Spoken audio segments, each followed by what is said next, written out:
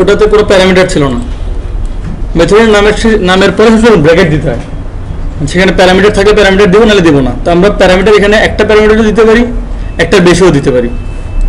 আমরা যদি প্রথমে একটা প্যারামিটার দেই,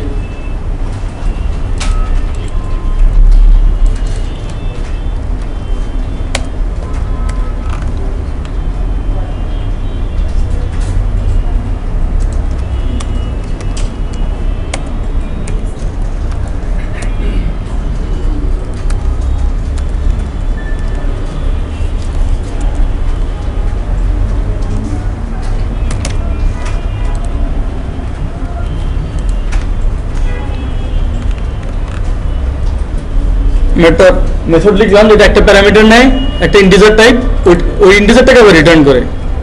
আমি এখানে এটাকে কল করছি 25 কে আমি পাস করছি, তাহলে 25 আমাকে দেখানোর কথা। 25 আচ্ছা,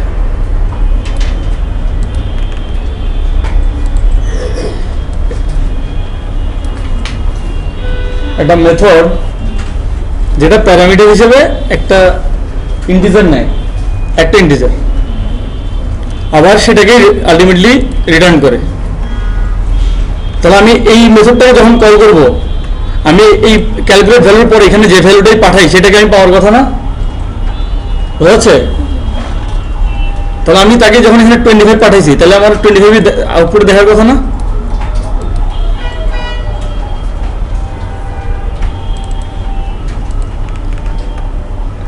এবং সেম এখানে যদি আমি দুটো ইনপুট প্যারামিটার নেই,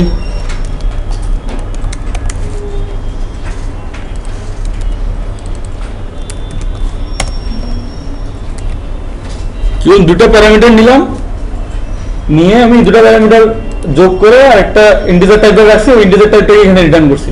একটা প্যারামিটার কিন্তু কখনো একটার চেয়ে বেশি রিটার্ন করতে পারে না। তাহলে আমি এখান থেকে যদি দুটো প্যারামিটার দেই, সে আমাকে 25 আর 10 এই দুটো যোগ করে দেখানোর কথা, 35। এটা বোঝা গেছে সবার? এটা বোঝা গেল, কিন্তু কাজ আছে এরপরে। আচ্ছা, তাহলে এটা একটু প্র্যাকটিস করেন আপনারা।